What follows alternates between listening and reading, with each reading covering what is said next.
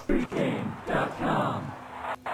Another week, pregame.tv. We're going to be breaking down baseball, hockey, basketball, everything.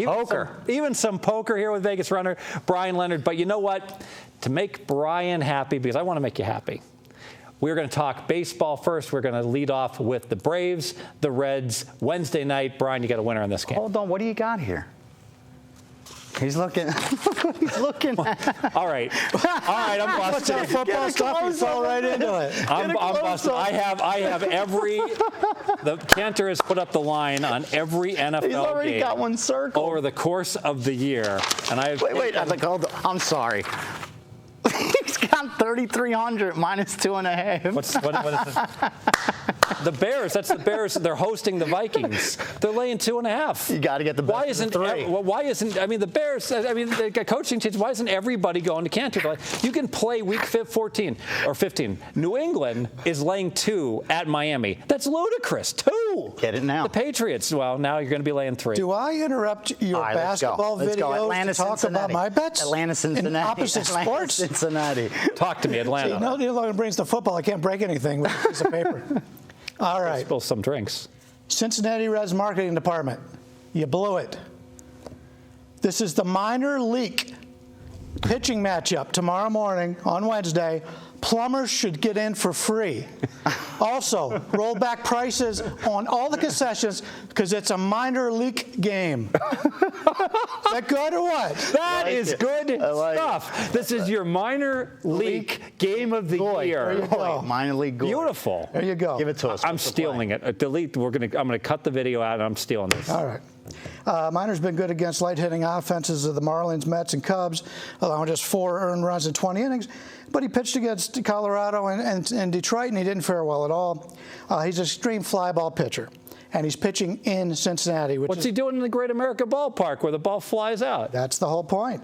Last year, 218 innings. Last 2 years, actually, this year and last year. 218 innings, 31 home runs allowed. He's actually been pretty lucky because Atlanta, when it warms up out there, the ball flies pretty well, too. His only start against Cincinnati last year, gave up 4 home runs. Lucky for him, they were all solo home runs. So you got a pitcher that's a fly ball pitcher pitching in Cincinnati. Good hitter's ballpark. It's a day game, which should help that also because it's not going to be overly cold. Cueto coming back off the DL soon. Cingrani's having so much success. This is a must-win game here for Mike Leake. Problem is, he hasn't just hadn't pitched that well. He's only had 2 quality starts all season. He's been very inconsistent. He's a ground ball pitcher, which helps in that ballpark. But you take a look at the teams he's played so far. Atlanta's the best hitting ball club, slugging-wise, that he has faced all season long. I look for this game to go over. I like it. Weather report supposed to be drizzling, wet. I always felt that helps the over as well. I agree. Because, VR, you play ball, right? Yeah, absolutely. And so you're in the outfield, and like I found when I was in the outfield, and the outfield was wet, it cost me a good 2-3 steps. Absolutely. 2-3 feet in coverage, right? Pitcher can't control the ball, too, and he's... Yeah.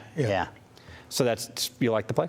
Yeah, here's the thing. I do, because when you look at these two teams, they've been over teams this year. If you just bet the over blindly each and every game, they... Not on the road, but at home, right? Since Overall. Okay, 57% both combined have cashed to the over. That's winning for me. That's a positive. But when you look at this pitching matchup, I think it also benefits your total because what you said, Minor gives up the home run, 1.2 every 9 innings, and you look at Leake, he's given up 11 hits per 9 innings, 4.15 ERA. The only thing I think you're going to get value actually is because when you look, both these teams are top 5 more or less ERA-wise, WHIP-wise.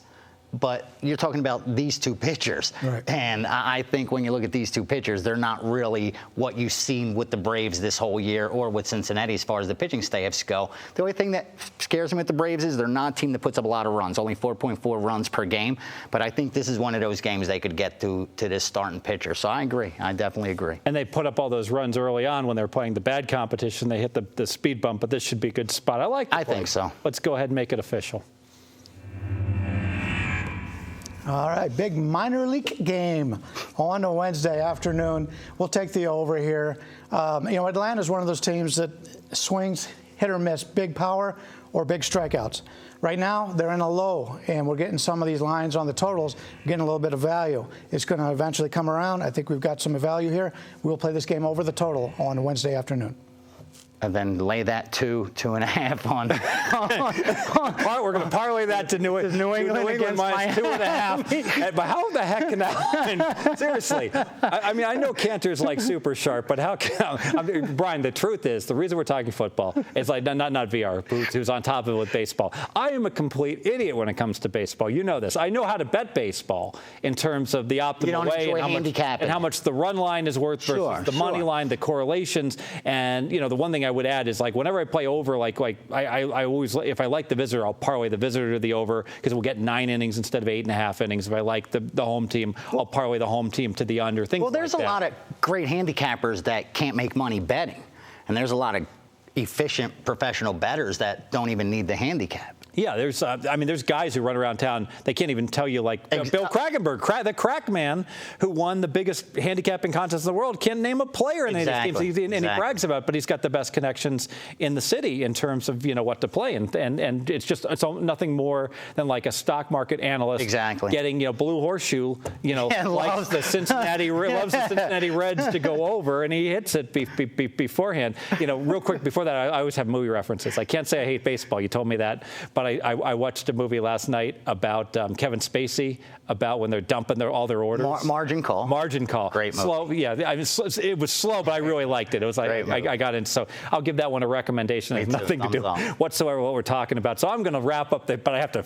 I'm Phil, and I don't know anything about these teams because I'm no good at baseball. Fillers. We got another one. We got another one coming. Pregame.tv. Bryan Leonard has another one coming. We will attempt, and VR will provide expertise as well. I will continue to be the host. I'll try to zip it more. Apologies. We won't talk any more NFL football. Next game coming up, Mariners, Pirates. This will be the burn down the king game of the year. Stay with us.